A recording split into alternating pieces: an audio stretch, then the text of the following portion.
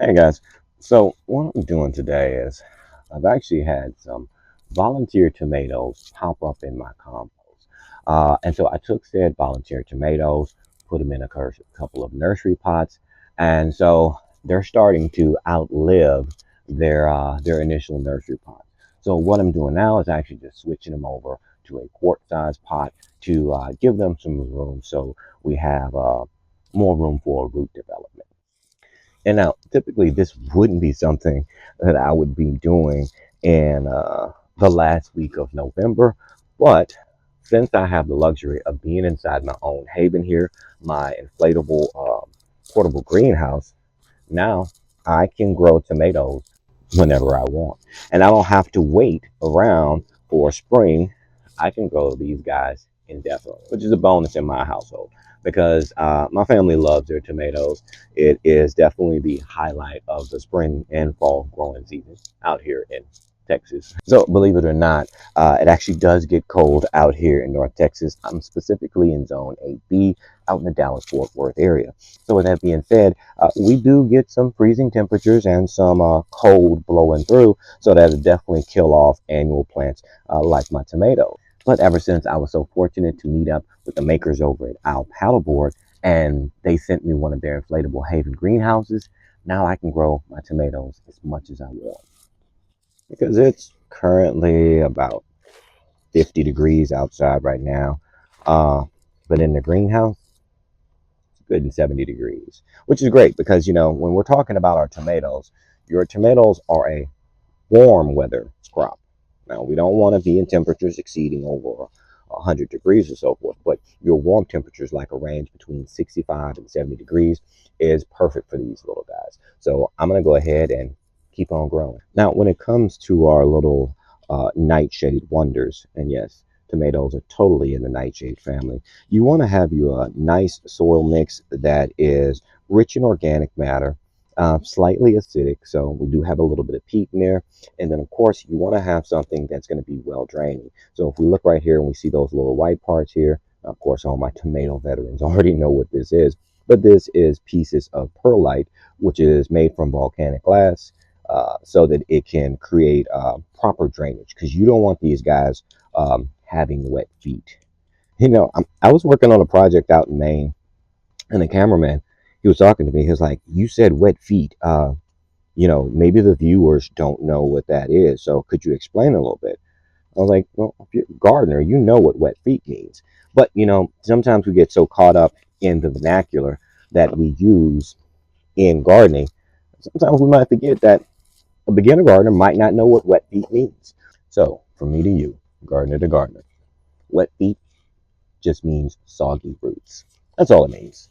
So if you ever hear a gardener saying that, you think they're trying to flex on you, just know the vocabulary. That just means soggy roots. No plant really ever really wants that, because what ends up happening with those soggy roots is you get into an anaerobic situation in your soil. That means lack of oxygen, right? You don't want to create that lack of oxygen, because that's going to breed fungal disease and so forth. It's creating those perfect conditions, right? That perfect storm. We don't want that, because that's how you end up losing a lot of plants, by either having dirty tools and transferring disease, or creating the right disease scenario or the disease situation. So we want to make sure that we have proper drainage. And that's going to apply for most of the annuals that you're going to be growing in your garden or greenhouse. If you ever wanted to know the trick to removing just about any seedling from a pot, let me show you this real quick. So you go right to the center of your nursery pot and you push right in the center. Boom. And look at that. She slides right on out. No problems. Now, when it comes to planting or transplanting your tomatoes, I like to plant mine deep. Reason being is because when you plant a tomato plant deeper, um, what you'll start getting happen with your tomato plant is that all of the stem, anything that's exposed to the soil, will actually start to form roots. And what we know about plants, right? Healthy roots equals healthy fruits, right? So I want to give it as much of a root structure, or the potential to make a deeper root structure as I possibly can. So what I'm going to end up doing is I'm going to probably plant all the way up to about right here when I move it into my new container. So with that being said, I'm going to take my pruners here and just take off these lower branches. Toss these to the side, and boom, there we go. Now we're going to get this down to soil. And now, when it comes to your tomatoes, there's multiple methods of transplanting and planting your tomatoes. Some folks like to trench tomatoes, and essentially what trenching means is taking your growing area or growing space, you make a trench, and then you plant your tomato in like so. You're turning it sideways so that all of this, of course, begins to create a it begins to create roots. I don't know why I stammered there for a moment. I just kind of had a little bit of a lapse in memory there. But, and the reason why we do that is because maybe, let's say, hypothetically, you don't have enough room to go deep with your tomatoes to really get that nice soil or root footprint. So if you have a shallow container or you have a shallow uh, growing bed that you're growing in, that might be an option why somebody might trench. Now, I'm fortunate enough that all of my containers are deep enough to be able to house the tomato root system. So I don't really do a lot of the trenching. I'm just going to find a container that's going to have the depth that I want. Is this container deep enough to hold my tomato indefinitely? Heck no.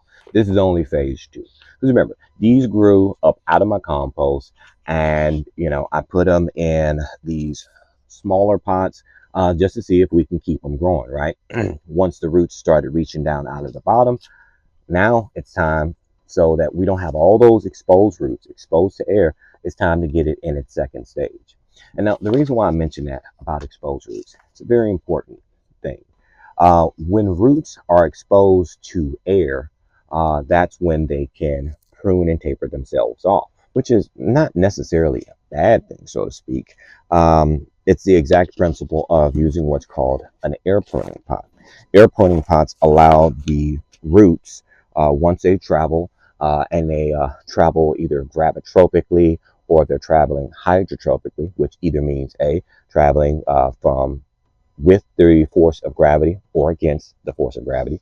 Roots travel with it, the stem travels against it, or traveling hydrotropically, which means traveling, trying to search for water, right? When that starts to happen, the air pruning pot allows those roots to find their way out of all of the little holes and crevices, but then the roots, once exposed to air, they prune themselves back, and you get a nice tight ball root system. But with that being said, we've outgrown this house. So instead of air pruning these pots or air pruning these roots, I want to take and put them in a little bit of a bigger housing.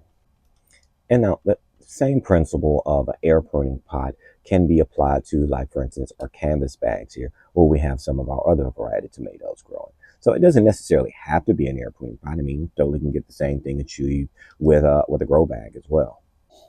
But I assuredly digress, as I always do.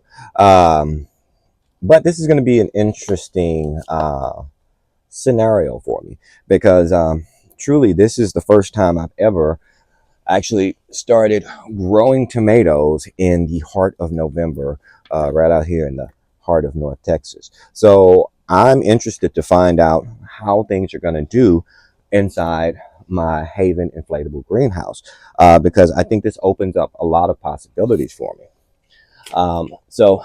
And again, remember, I still don't even know what variety of tomato this is, because these truly started growing up out of my compost, and I have no idea what overripened tomatoes I put in my compost. So I truly think these are going to be my surprise tomatoes.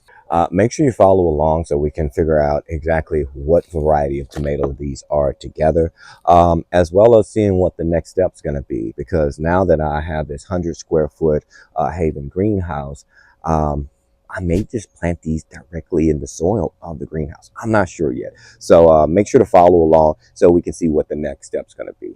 But I got a bunch more tomatoes to go. So I'm going to talk to you again real soon.